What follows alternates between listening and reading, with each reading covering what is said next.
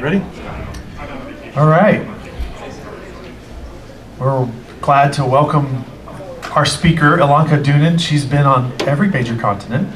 Yeah, all every major and minor. Has quite the resume. Gaming developer, geocacher, speaker extraordinaire and expert on cryptos and cryptology. So, and on the board of the National Cryptology Museum, right? I was for 10 years. Then they kicked me off. They kicked her off. Okay. Anyway, glad to welcome Elonka. Put your hands together.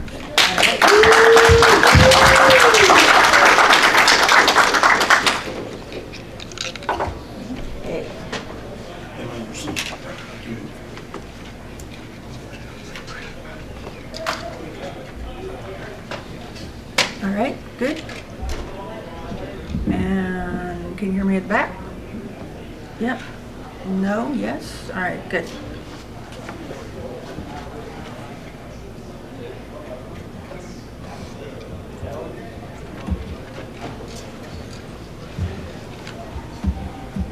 It is now glued to the projector. And all that lovely AV check. There we go. So, some of what I'm going to be talking about is in my most recent book, Code Breaking, A Practical Guide, which Ben has promised me there will be some copies around if anyone cares. Oh, look, there we go. Okay, and I'm happy to autograph for anybody, anything, anywhere, anytime. And so I'll be talking very briefly now about encrypted newspaper ads in general. They were super popular in the 19th century, and some of them we have cracked, some we have not cracked yet. There was one guy named Ignatius Polacki who was sort of the origin for Sherlock Holmes. He was a real private detective, and he would put classified ads, encrypted classified ads into the newspaper, and some have been cracked and some have not been. So we always like to put the unsolved ones up there in case anyone wants to give them a try. It's difficult because you have so little ciphertext to work with. So now I'm going to be talking about a specific series that was in the London Times. So we're going to go zoom back to the 1850s, and this is what the London Times looked like, and there were classified ads, so they put them right up front, and usually in the center, up top, there would be this style of encrypted ad, and it would start with some capital letters and some lowercase letters, and it often started with this SLMPI, so we like to call them the Slimpy ads, and they would always occur around the first of the month for 5 years. And here's one where we transcribe it, and you can see again the capital letters and some lowercase letters. They tended to be signed in clear text, but only with initials. And if we're going from the 1850s, now we're going to go forward to 1980, when the London Times decided to republish one of the ads and say, can anyone solve this? And there's going to be a prize. So they challenged the readers to solve it. No one was able to solve it, but one person, a judge, noticed something interesting, that there were some numbers there at the very bottom that looked a whole lot like a latitude and longitude. And when he was considering this ad, 1852, with latitude and longitude, he thought, well, maybe this has something to do with the lost Franklin expedition. And the John Franklin expedition, and I hear, how many people here know what the Franklin expedition is about? Okay, so I hear, what is the Franklin expedition? So we shall go back from 1980 back to the 1840s. And at the time, the British Admiralty was all about finding the Northwest Passage. Find the Northwest Passage. What was the Northwest Passage? Well, whenever they were sending ships west from England to Asia, they had to go south around the Horn, which was a pain. This was pre-Panama Canal. And they were wondering if there was a way across the north of the continent, the Northwest Passage. And they kept sending ships in. The ships kept getting stuck in ice or not coming back at all. And so they put together this major expedition. This was like their moon launch event in the 1840s, where they had two ships, the Terror and the Erebus. They were these names because they had been warships. And the theory was if they were like solidly built warships, they would be very good as icebreakers. And what they were going to do is to send these ships into the ice, looking for the Northwest Passage, until if they got stuck in the ice, but not to worry about it, to say, okay, we're stuck, let's wait until the next year's thaw, and then continue on until we get stuck, and then continue on. So these ships had supplies for 5 years. They had not only supplies, they had food, they had also a library with 1,000 books in the library. They had different kinds of ways for entertainment. They had a whole chest of costumes in case people wanted to put on a play during the long winter months. It was really stocked with all kinds of stuff. So Lord Franklin was leading the expedition, and when he left, it was to great fanfare, and they left and they crossed the ocean there, and they went up along the western coast of Greenland. This is called Baffin Bay, and then they were seen by a whaling ship up there. They pulled up next to the whaling ship, and the captains had a nice dinner together, and then Franklin's expedition continued to the west and vanished. Nothing was heard from them at all for quite a while. And after a while, Lady Franklin started going, hey, Admiralty, where's my husband? And at first they were like, oh, no, it's fine. We were expecting this. We were expecting them to be gone for years. They have lots of supplies. And she was like, yeah, but we haven't heard anything, and it's been years. And she really became like the poster lady for lost expeditions in the Arctic. And so eventually, under great pressure from her and from the public, the Admiralty started putting out rewards for anyone who can find anything to do with the Franklin expedition. Find them, find where they camped, anything. And they were offering about 20,000 pounds, which at the time was, I think, about $1 million or so. And so it was substantial money. So there were several Franklin rescue expeditions that went out, and they various years and various leaders on various ships. Some went out and were able to get out of the ice and come back, and then would go in through a different part of the Arctic. And they were, some of them were also going in from the east, and some were also going around the Horn and coming in from the west. So the failure of the Franklin expedition, well, there had been reports from the Inuit and the local people there that everyone from the expedition had died and actually had starved and perhaps had fallen into cannibalism. And when this news got back to the Admiralty was just horrified. It's like, no proper British officer would ever resort to cannibalism. These reports must be false. How dare you bring us false reports? But it is still, we don't know what happened to them. So it really became the big UFO mystery of the time. And there are many books that have been written. Even today, books continue to be written about what happened to the expedition. There are videos that are created. Most recently, there was a series in 2018 called The Terror, with some good production values and some excellent actors in there. And they really went to a lot of trouble to get things mostly exactly right. Like they get down to the buttons on the uniforms, they get those right, but they had to throw in a monster as well, because just to get the drama going. And it was based on a book, so yeah, anyway. So let's go back to those coordinates. Was there really a relationship between the encrypted ads and the Franklin expedition? So let's find out, what did those ads say? So we're going to go forward now from the 1840s, going forward to 1992, to the academic journal Cryptologia. And in 1992, John Rabson, who had heard about the challenge from 1980 but hadn't worked on it then, but it was kind of working in his brain. So we go 12 years later, and he said that he had solved the method of these encrypted ads, and he published it in Cryptologia, All Are Well at Bolden, a mid-Victorian code system. So let's go through kind of how would a cryptanalyst solve this kind of code. So first of all, we're going to look at it, and we're going to look at the patterns that are there. And one pattern we're going to notice is that there are a lot of groups. In this case, a lot of 4-letter groups, right? And also there are a lot of 3-letter groups.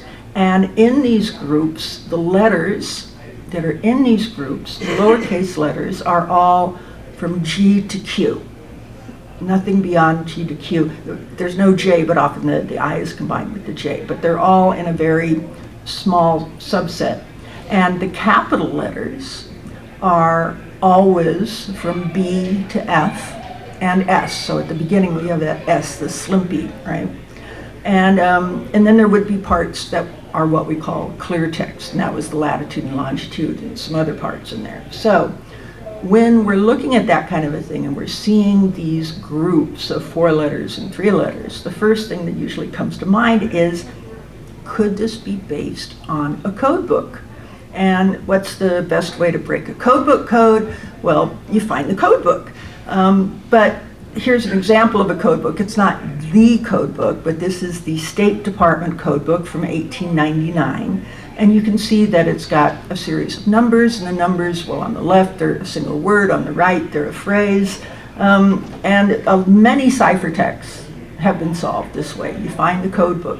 And it's actually an arms race that's going on, because there are hundreds of code books out there from this time period. And there are also thousands of messages out there that still aren't solved.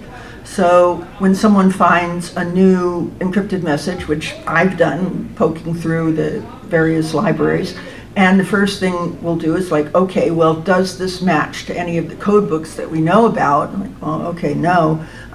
But okay, now can we use this to derive what that code book might have looked like? And so sometimes there is success there. And then it also goes the other way around. Someone may find a code book in a used bookstore or in a scientific library somewhere and say, oh, well, we never knew about this code book before. And then they're using that code book to see, can this help us with any of the messages that we weren't able to solve yet? So there's constantly this back and forth that's going on. So many ciphertexts have been solved this way. But specifically, is there a code book that uses 4-letter groups based on G to Q? No, we don't know of any such code book. But we do know of a code book that uses 4-digit groups. And this is the Marriott signal code, which is actually quite a likely one. This was introduced in 1817 by an English officer named Frederick Marriott, a brilliant guy, who also wrote novels and came up with this code of signals that got picked up by all of the ships at the time that were sailing. This is what they would use when they were sending messages with their signal flags. So the flags up there on the left, you can see one way of using these flags would be each of these flags would mean a certain number, and then you could use those numbers and you could put them into the code book and try and figure out a message that would come. And it was not only the numbers of the flags, it could also be where were the flags on the ship. If they were towards the front of the ship, they could mean one thing. If they were towards the aft of the ship, it could mean something else. Were they above or below, different things. So where the flags were and how they were hanging on the ship would be a big deal. So was this code used for the ads, again, with these 4-digit groups? So we tried it, or specifically Rabson tried it, and he replaced the letters with digits going from 0 to 9, and he had tried applying the code, and no, didn't work. Okay, so was it possible that the wrong table was being used? And the next thing we do is it's called looking for cribs, looking for something that's going to let us into the code. And if we take a sample here, so we see here we have a mix of ciphertext and some numbers and some clear text. Like on the second line we have the word born, which is outside of the letters, so we know that's the clear text. So if this were a sentence and you had a word before the word born, what kinds of words might appear before the word born? Could be a daughter was born, a son was born, A day was born, an idea was born. There's different ways of saying it, but in this case he tried different words, and this is a big part of code breaking. It's just a lot of experiments, a lot of trial and error. But in this case he tried the word sun, and the word sun, S-O-N, 8196. He said, okay, well maybe IQHL is 8196, and you line them up. And you can see, well, look, you've got the one on the far right, 2, 3, 4, 5, 6, 7, 8, 9. So it's looking very likely that something interesting is going on there. All right, well, let's look for another crib, taking another ad, and there was a lot of trial and error. But here we have 4, 3, something, miak. What word might appear after the number 3? 4, 3 days? For 3 weeks, for 3 months, for 3 people. There's many kinds of words that might appear there. In this case, he tried the word month or months.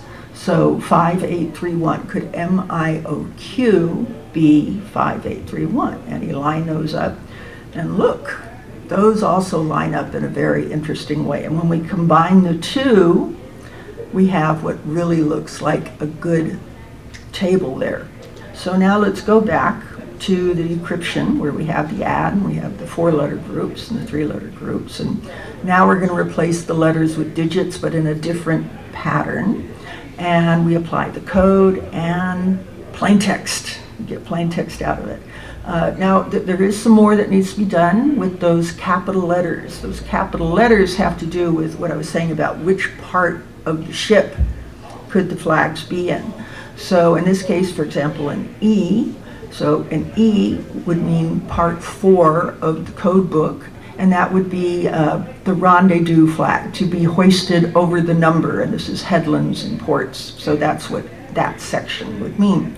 And then there's the latitude and longitude. So if we go back to that ad that had the latitude and longitude, and we apply the system, and ta-da, we get plain text. I'll read it. All are well at Bolden. Julia in Abercrombie, home. Fanny at Oakland. Louise, Houghton, Liskane, and Margaret's family. Henry, all at Bolden. Bernard, Bolden, waiting for orders from Panama. Aunt Baker, recovering grandly. Families meeting 50th married day, might mean anniversary. Scarlet fever abating. Beatson sailed Isabel steamboat, 14th March. Patrick KT, after a lot of, we figured out that means Kellett, Patrick Kellett, well prepared for Eastern expedition. It will be ready sometime in April. Surgeon Ray, returning, has been to, there's the latitude and longitude, and seen driftwood. And in that area, if you see wood, it's not from a tree, because there's no trees in the area. So that was clearly from a ship. So, and seen driftwood. I have not had tidings of investigator. Investigator is another ship. And J to W is the signature. So we go through here and we get other plain text. And we have to do a whole lot of guesswork in these. For example, it might have the word pop. And pop could mean popular, popularity, population. Coleridge, there is no name Coleridge in the code book, but there's a word for coal and a word for ridge, so we made a guess that Coleridge meant Coleridge, and so far there's just a lot of ambiguities. Okay? And then there's PNM, there were initials, and this baffled us for a while until we realized that PNM meant Papa and Mama, so our parents. All right. And sometimes there would be news about captains, or so when James goes to Mr. Hawks, and we realize that Hawks was a nearby iron foundry where they make those massive anchors that you've seen that the big ships use. Well, this is where they make some of those. And Hawks owned this large ironwork, so James goes to Mr. Hawks, probably meant our nephew James now has a job over there at the ironworks. So who is the receiver of these messages? Well, if we go back and we look at the different rescue expeditions, and as I said, the ads were appearing 1850 to 1855, and there were a couple expeditions, but one in particular we're going to look at was the senior captain was Richard Collinson aboard the HMS Enterprise. So we'll go and we'll talk about the Collinson expedition. Now we're going to go from 1992, we're going back to the 1850s. And Richard Collinson, he joined the Royal Navy at the age of 12. This was really common back then. If you wanted to get in the Navy, they'd send you at the age of 12. And I know a lot of you are thinking, at 12? Like, well, yeah, 12. And then you'd go in and you'd learn everything and you'd rise through the ranks. And he led this Franklin Rescue Expedition, 1850-1855. There were 2 ships. They commonly went out with 2 ships. And one was the Enterprise and the other was the Investigator. But they had no success in finding the Franklin expedition. By the way, if you're thinking, where have I heard this name Enterprise before? Well, there have been many ships called Enterprise, including a famous fictional one on a show called Star Trek. And the fans of that show successfully lobbied for an early space shuttle to also be called the USS Enterprise.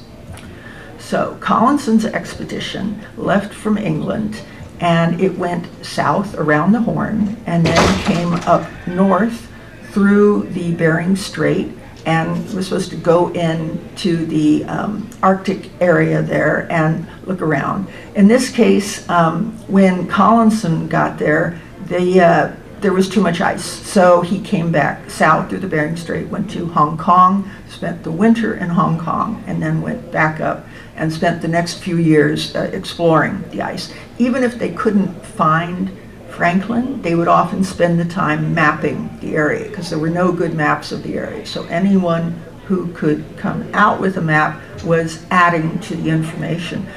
Many of the maps in the area were from different expeditions that were looking for Franklin. It was his loss that was really pushing forward the research. So here's another way of looking at the map. He came up north through the Bering Strait, went in south around Banks Island. You'll be hearing these names again soon. And then turned around, I'll say why he turned around, and came south around Victoria Island, and he was doing a lot of the mapping there. And we'll come back to the code. Another link there is Collinson's journal. So after he passed, his younger brother Bernard went through all of the logs from Collinson's many years of journals and put them together into a book that continues to be published today because it's like an adventure series. But in this book, there is one line that says cipher notices in the Times that use the signal book of the Royal Navy, and that there was an advertisement in this cipher. It was regularly inserted into the Times. So here we have the mystery and the purpose of the messages has been solved. And as my co-author Klaus likes to call it, the first known secure global communication system, with Collinson's family publishing these encrypted ads in the Times. And the way it was supposed to work is that they didn't know exactly where Collinson was going to be on this 5-year mission, but they knew that any port he put into, he was probably going to be able to find a copy of the London Times. And if he could find it, then he could see this ad and decrypt it and get some information about home and the family that way. Okay. So did it work? Well, in 1854 it did work. On his way home, Collinson went through this port called Banyuwangi, Indonesia, which is where a lot of the ships went through on their way back to England, and he was able to find 4 different copies of the Times while he was there. And Banyuwangi, I continue to find different ways of spelling it, but here, this is what they said in that one. And I've done research, we've all done research at the Royal Greenwich Maritime Library in London, and it's really an experience. I'll come back to that. But I found the logbook that Collinson had used during that time period. And here at the bottom we can say, and this was in December of 1854, where he said 2 p.m. anchored 4 miles north of Banyuwangi. So it was just a big deal to be holding the logbook in my hands. And here is a picture we found. This is from 1876. This sort of shows what Banyuwangi kind of looked like at the time. All right. So now we're 1850s. Now we're going to come forward to 2016. And the question is, what about the Franklin expedition? Have we found anything more about the lost Franklin expedition? Well, yes, we found the ships. And in 2014 and 2016, we know where the ships were. So this island here, King William's Island, we know that both of the ships were abandoned at a certain point here northwest of the island, and then they were carried southward with the ice pack. And the Terror sank in this area in the completely coincidentally named Terror Bay, and the other ship was carried even farther south, and this was the Erebus, and this is where the ship is today. And if you go there on a nice day in the summer, you can actually look down and see it. The Inuit tell stories that when it sank, it was so shallow you could actually see the mast sticking up out of the water. So very, very shallow water. So let's come back to the decryption project. Okay, now we're going from the 1850s. We're going to come forward again, zoom to 2023, just a couple of years ago. So what was the situation there? Well, we knew that the encryption had been broken. Not many ads had been decrypted yet, and no scholar had read the messages. So we put together a project. So it was at the American Cryptogram Association, and we kind of asked, does anyone want to help us decrypt these ads? And we got a few people that said yes. Taylor Leach was just amazing. And his handle was Umbra, I think is his handle there. And we did several Zoom calls, and our goal was and is to decrypt all 50 of the ads and to research the background. Often code crackers, one of the problems is that we just want to crack the code, and then we don't care what it says. You know, well, yeah, I see a lot of people nodding like, okay, I've cracked it, it's not interesting anymore. So we were trying to get the full picture, not just cracking it, but also what did it say and why did it say that. So here's a list of all the messages. We used Google Drive and Google Sheets for some of our coordination, and Taylor wrote a decryption tool using client-side JavaScript in the browser, and he had to do some interesting things to get the entire Marriott codebook, but he got that available. But anyone that wants to play with that, the URL is agony.news. Agony is because the areas in the newspapers that often had these encrypted classified ads were often called the agony column, because most often they were encrypted messages going back and forth between lovers. So he's like, why haven't you written back to me yet? Please write to me. So the agony column, so agony.news. So his tool, he did the code book, he did a lot of OCR, a lot of manual cleanup, a lot of cleanup. Are you gonna ignore clear text? And might be clear text, might be part of the code. So there's just a lot of playing we do it. And it needs a lot of manual cleanup and verification, which is being done for most sections. And this is the live page. We're editing this all the time. So we have the ciphertext on one side, and then in the third column is what his computer system does to decrypt it. And then in the middle, where it's after we do a lot of manual massaging to see what it says. So another aspect of this that we found at the Greenwich Museum is the letters. Letters were also being written to Collinson, and this was communication from his family. This is actually one of the castles where some of his family lived. She married well, and so she, while there, would be encrypting the ads that were then being put into the newspaper and sent to Collinson. And there was more. There were letters. And so this is the Caird Library and Archive. This is the big library that if someone says it's in the Greenwich Museum, it's in the Royal Maritime Museum, that's it, this is it. And they're very serious about it. Like when I went there, I couldn't bring in any of my stuff with me. I had to put everything in a locker. I couldn't even bring in a ballpoint pen. everything needed to be left out. I could bring in pencils only, and I could bring in my computer and my phone, so I was taking pictures of things like mad.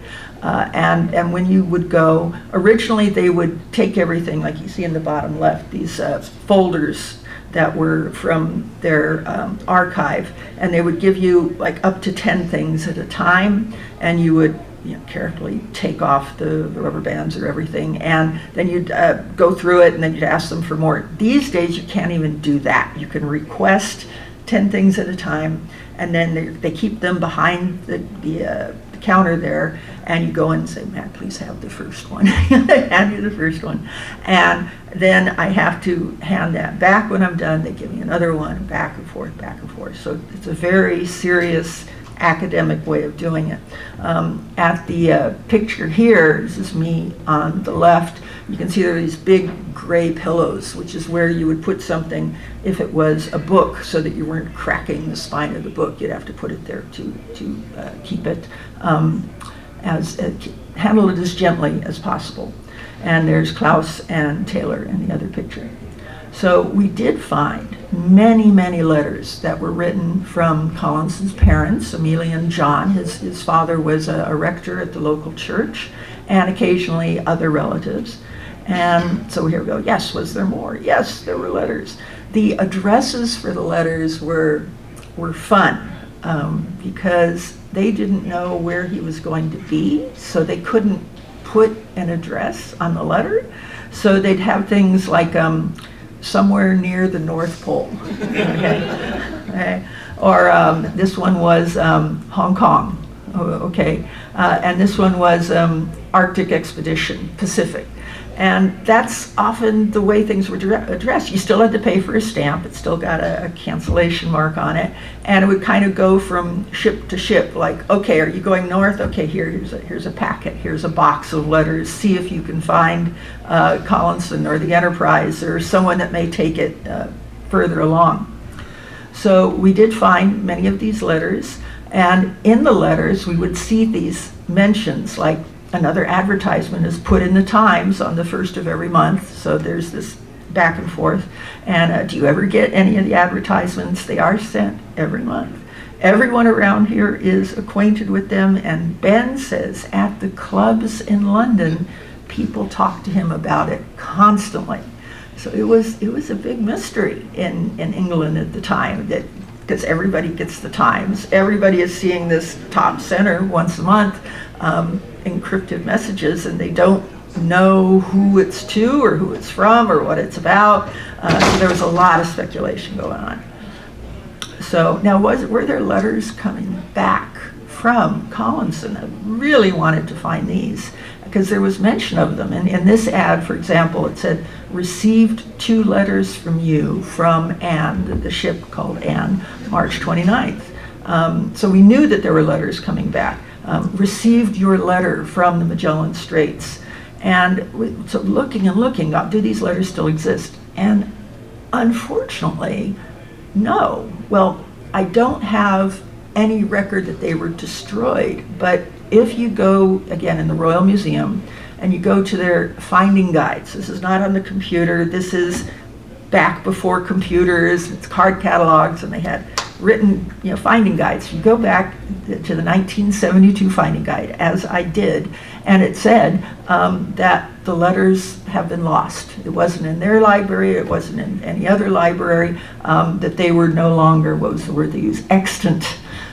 So it's another big mystery. What happened to these letters? We know that they were being preserved because we found another letter that said Collinson's mother, Amelia, would carefully, she would take care of those letters and have them all packed up together. So were they sold? Were they destroyed? Were they lost? Were they buried with her? Don't know, but we'd really like to see those letters for the history purpose. So now let's go on. What did the ads say? Well, so the first one was who published the ads. They tended to be signed as J to W, and we know now that that is Julia de Winton, which is Collinson's sister. AC, most likely Amelia Collinson, his mother, and ACB is probably, maybe, Amelia and their son Bernard, if so, AC for AC and then B. This is our best guess at the moment. All right, and what were the ads about? Most often they were about family stuff. Richard Collinson was one of 15 children, okay? And so there was lots of news about, well, your sister did this and your brother did that, and they have nieces and nephews here. So most of what the ad said was about the family news.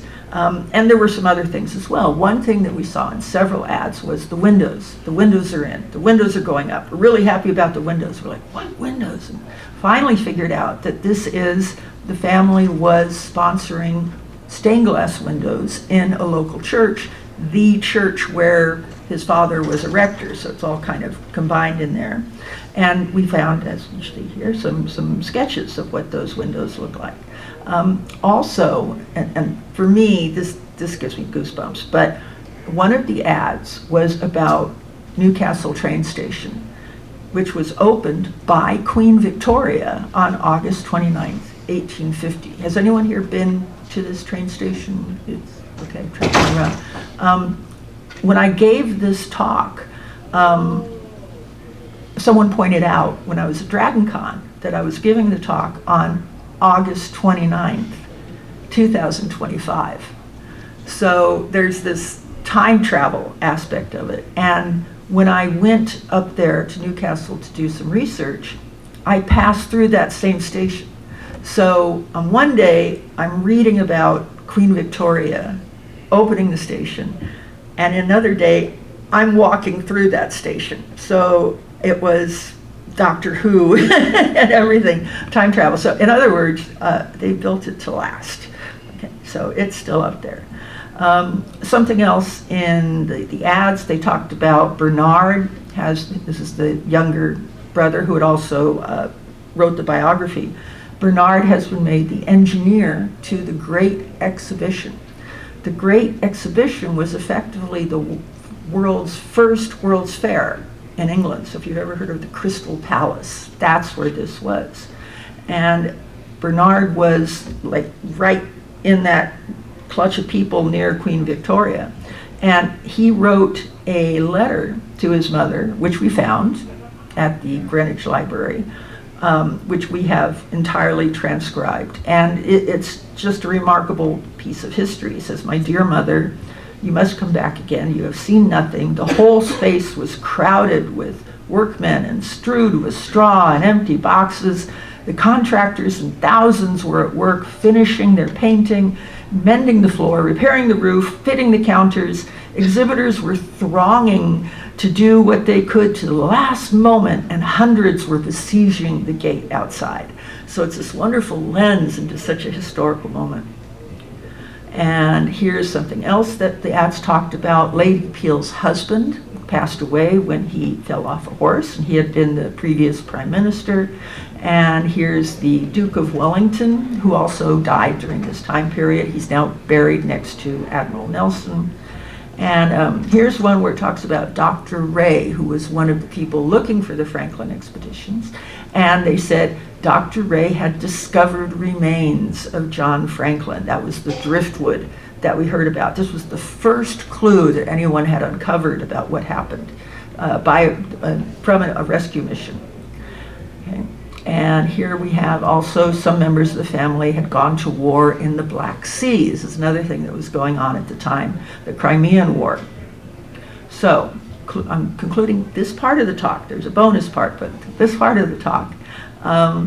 So Collinson's family sent messages to Collinson during his journey via encrypted ads. They also sent letters. Now the decryption is finished and the manual cleanup is ongoing.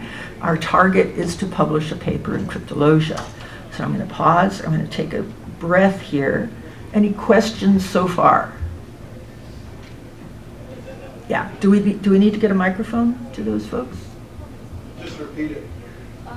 Okay.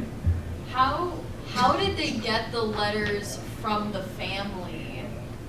if they didn't get the letters from him, because when he reached them and stuff, how did those get collected? It's a good question. How did they get the letters from the family? And that's because he would bring everything back, all of the documents he brought back, and he survived. And some of those would be letters from family, letters from other officers, his logbooks. Sometimes he would mail his logbooks back, and sometimes he would bring his logbooks, and these would all be provided to the Admiralty and then from there to the museum. Yeah. So I have 3, if that's okay. Okay, sure. I'll start with the easiest one. So you said when you went to the library, they wouldn't allow you to bring a pen in, but they were fine with you bringing your camera in to take pictures. So is it more about like worrying that you might damage something as opposed to copying? All right, so that was easy. Right. Yeah. Going back earlier, when you showed how the decipher was done, it seemed like, and this may be bad interpretation on my part, but it seemed like it was a permutation of an earlier tried method. And I was wondering, like, one of my first things would have been like, okay, so I tried that didn't work. Let me go through all the permutations to make sure none of those work as well. What kept them from doing, why was there that gap in the time between like when the original was tried to when they figured it out? Okay, so you're talking about Rapson when he had a system that didn't work. Why didn't he just try permutations of that as opposed to looking for other cribs? I'm not saying that the cribs isn't a better method, but I guess, you know, computational power is cheap. it feels like you would try all the permutations. Yeah, from what I know about when I'm working on a code and the other people I know that working on a code, it's not a serial endeavor. It's like we're doing everything at once. And for the purposes of when he was writing the paper, it made the most sense to just go through, okay, he tried this, it didn't work, and here were cribs that did work, and then going through. Fair. Last one, and this is more about the economics of the situation. So they were sending these, like, trying to find these routes, but like who was bankrolling these, and what was like the expectation on the return of value for sending these out? The Admiralty, and you're asking who was paying for these expeditions into the, right? With the Admiralty, it was the taxpayer, with the understanding that if they could find the Northwest Passage, there would be a lot of business that would come in from now having a faster way to have goods going back and forth to Asia. So most of the missions were funded by the Admiralty. Some were privately funded. The same with the Franklin expeditions. Some of the Franklin expeditions were funded by the Admiralty. Some were privately funded. Some were, like Lady Franklin, she funded some of them, and some were Americans. There would be an American philanthropist, Grinnell, I believe, who came forward and just very generously offered money to fund more expeditions. Not that different than how we're trying to figure out space today. Yeah, SpaceX or something like that. People with a lot of money, they can spend it however they want. Right? Thank you. Good, yeah. Okay, on to the bonus section. All right, and that's not all, folks. So what happened to those other ships? What happened to Collinson's consort ship known as the Investigator? You may remember one of the ads that said, no news from the Investigator. So the Investigator had gotten into the ice before Collinson's Enterprise. They'd kind of they were both going around the Horn. They got separated sort of around Chile or so and just never got back together. The captain of the Investigator, which was Robert McClure, he was kind of eager. A little more eager than Collinson, who was a little more, very systematic. So the Investigator got in first, and you can see the blue line here. It came in from the Bering Strait, went east through there, and was working its way up what's known as the Prince of Wales Strait, and leaving cairns, stone cairns along the way with, we were here, this is what we saw. It was actually kind of frustrating when Collinson got there a year later, and everywhere they went, they'd find a cairn from saying, we were already here, we were already here, we were already here.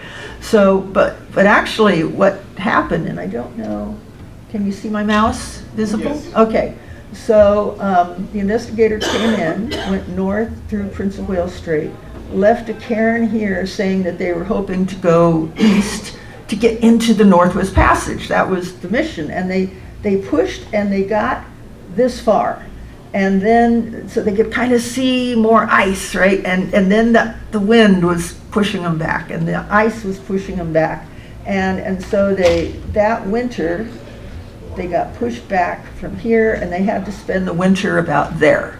And they thought, okay, well, when it thaws next year, we'll go a little farther east. But what happened is when the next thaw came in and they got pushed farther back and they got pushed into this little bay here, which is called George and James Bay or Mercy Bay, and there they got stuck permanently. They were seriously stuck and could never get out. They were eventually rescued, and I'm going to talk about that rescue in a minute. And at the bottom, I'll put every so often in italics, these are from the ads. And this is from one of the ads where it said, the ice has not broken up at George and James Bay, where the investigator now is. And how did they know that? Well, we'll talk about that in a minute. So, how was the investigator rescued? Well, there was another rescue expedition, and this one was from Captain Sir Edward, it's either Belcher or Belker, I'm not sure. And he had a mission that was being put together in 1852, also being very well provisioned, but with more ships. So he had a small squadron of about 5 ships. And what they were going to do is come in from the east, have one ship that stayed where the ice was navigable, and that ship, the North Star, could go back and forth and get supplies, and the others would go farther west if they could, and then they would use sledging parties and be able to go to where the North Star was and have more supplies come in. So it was a better thought through, better provisioned mission.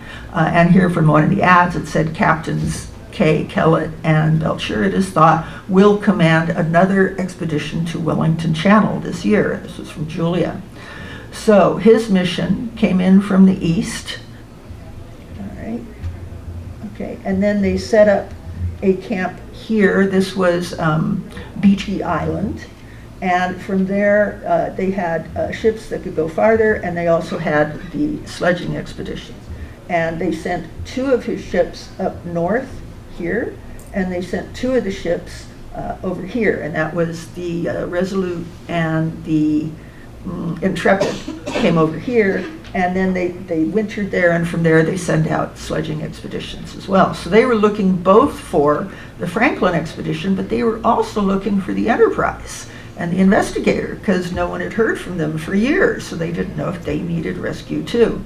So they did their sledging, and I should also say, when people hear sledging, they think like Iditarod, where you got all the, mush, and you got all no.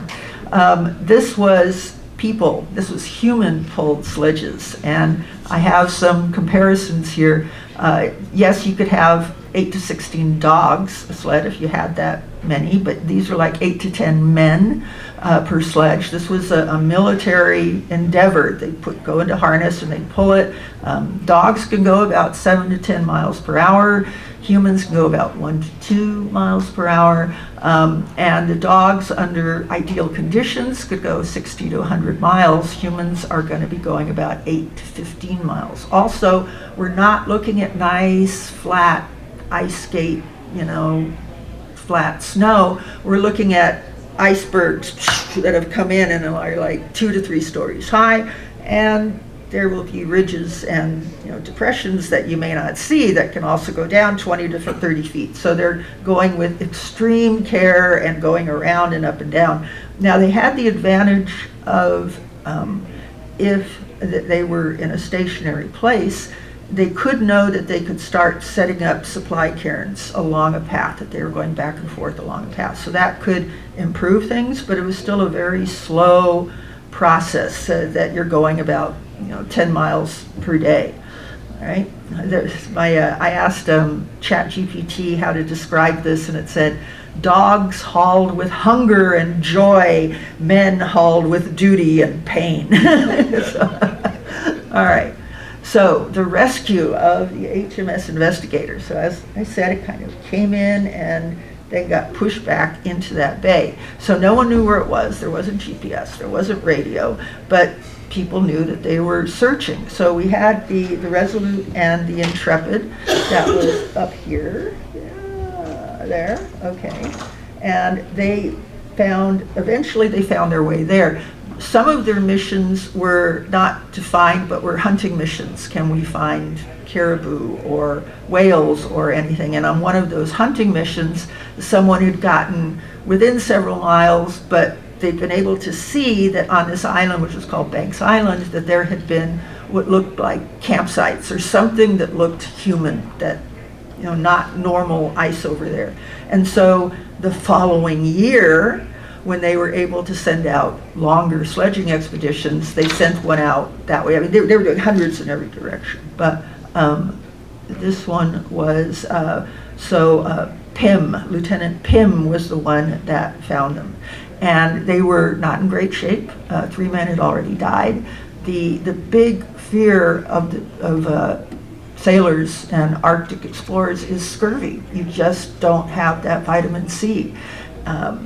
Inuit get by because they're eating a lot of raw meat, and they can get some of the vitamin C from there. But they got there, and then they started sledging the guys back up to where the Resolute and Intrepid were. And it was a slow process. It was multiple back and forths, and it was many, I think this was about 300 miles that we're talking about. So going one way, you're talking 6 weeks or so, and you go in, you get some more, you go back. The captain, McClure, correctly did not leave his ship until everyone else had been rescued. So he was the last one to leave his ship, and it was formally abandoned in June 1853. It was marked as an abandonment. Then when you get back, any captain who abandons a ship for whatever reason, it's automatically court-martialed. It's just the law. You abandon your ship, you're court-martialed. So they had the date. Then they tried to sail east, but they were stuck in the ice. So Belcher ordered that all 4 of his ships then be abandoned. The Resolute, the Intrepid, the Assistance, and one more, I forget the name, but all of them to be abandoned in the ice. Some weren't even on land. They got into the ice and they just couldn't go any further, so they abandoned all and then sledged about 500 miles east from there, all the way to where the supply ship was. And again, the crew from the Investigator was not in good shape. Even the proud ones sometimes they'd have to be carried, then they'd say, no, I can walk, and then they'd have to be carried again.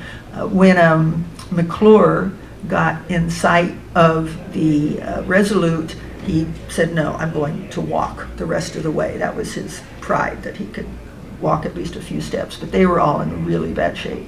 And then from there, they were able to sail to England. And remember this pattern, because I'm going to show it again in a sec. So Belcher, as I said, he got stuck and had to order the ships abandoned. So by November 1854, everyone had gotten home. They lost no more men, but everyone had gotten home, and then the law kicks in. So Belcher was court-martialed for abandoning, 4 ships. McClure was court-martialed for losing his ship, but then McClure, after his court-martial, was promoted. Why? Because the Admiralty really wanted to win, and they were saying, he came in from the west by ship, and then he got carried, and then he got out by ship, and he sort of traveled the whole Northwest Passage. So they gave McClure credit for discovering the Northwest Passage, and it was a big deal. It was in the news, and McClure. Yeah, so in the ads, it said this investigator has found Northwest Passage, but at the cost of obedience, meaning he was court-martialed. And then he was promoted in rank. He cashed in character, was the way they put it. All right, so the first person, by the way, to actually transit the the Northwest Passage by ship was Roald Amundsen, and this was from 1903 to 1906. But that's not all. I have a little bit more. Of all the ships that were abandoned in the ice, one of them survived, the Resolute, and the ice carried it. It got carried eastward with the ice for a year. This was an honest-to-God ghost ship traveling with the ice, and it drifted all the way over to Greenland and then drifted south out of Baffin Bay, and in all, a year and 1,200 miles. And then it was found by an American whaling ship, the George Henry, under Captain James Buddington. And you imagine his ship, which is like half the size of the Resolute. They go in and it's all there. The supplies are there, the drinks are there, the food is there. No sailors. So they decided, the logbooks were there too, so they decided to claim it as salvage. And they spent 2-3 weeks rigging new sails for it. They pumped out the water so she wasn't leaning over anymore. And this was when they cleared the ice from the scuppers. I never knew what that meant, clearing ice from the scuppers. And that's the little drains that allow water to drain off the deck. So they they chipped the ice from the scuppers, and they sailed the Resolute south to their home port, which was in Connecticut, right? And it arrived in Connecticut December 24th, 1855. And they filed the necessary paperwork that they needed to do in order to claim this big three-master ship as salvage. And then was an international debate, because now an American ship has found a British warship. What are we going to do? And there was a major debate in Congress at the time, and relations between the United States and England were not so great at the moment. There had been talk of war, but Congress decided what they were going to do, and they passed this resolution here in 1856 that they were going to purchase the Resolute from Buddington for $40,000 at the time, which in today's dollars would be about $1.4 million. This was then shared with the owners of the ship and everyone on the ship according to rank. And that Congress said that we will repair the Resolute. And they completely repaired it up to polishing the brass fittings. It was in completely new condition, and they sailed it back to England. And they presented it to Queen Victoria, who was very pleased to see it. And it went back into service for 20 years in the Royal Navy. And then, when it was dismantled, Queen Victoria said, well, this wonderful oak and wood, let's make some good gifts out of it, some things out of it. And they made a few desks. How many people here have seen National Treasure or Book of Secrets? Okay, well, this is that. It doesn't have the secret thing under it, but one desk was made for her ship, which was the Victoria and Albert II. This was her private ship. And they probably gave a desk to Lady Franklin, and they gave one to the widow of Henry Grinnell. He was the American philanthropist who had financed some of the expeditions. And now a big desk was given to America. And they gave this to the president at the time, President Hayes. So for a while it was called the Hayes desk. He was president number 19. And over the next 100 years, this desk kind of went to different rooms around the White House, but there wasn't really a permanent place for it. It was usually kept in what they call the residence. Until in 1961, the Kennedys, Jackie Kennedy, who was looking around for antiques, found this in a storage room. It was holding up some lighting equipment, and she got it picked up and restored and put in the Oval Office. So any of you that know this famous picture of Kennedy with John peeking out from underneath, that is this desk. And since then, it has been used by nearly every president in that office, up through the current one, number 47. So, the Resolute desk from the HMS Resolute. This ship was involved with a Franklin search expedition, a rescue expedition. It was it rescued the investigator that was the consort to the Enterprise, which is what I started talking about here.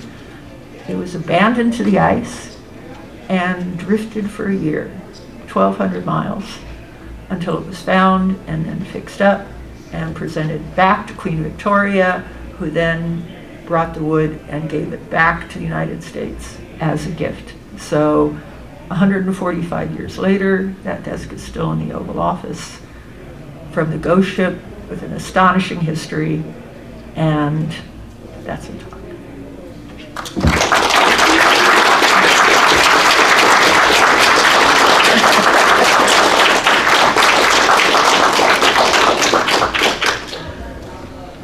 Any questions? Yes. What was the mortality rate? I know you mentioned like a lot of people lost, and like kind of excluding the ships that were completely gone. Yeah. Like, what was kind of the mortality rate? The ships generally had a crew of about 60, and they would generally 5 to 10% would die from illness or frostbite or yeah. That's actually pretty bad. Better than I thought. Yeah. Yeah. The interesting thing about Collinson, when he got back, he hadn't lost a single man. He'd gone into the ice for 3 years, come out, got all the way back to England, didn't lose a single person. No one hears about Collinson. They hear about McClure.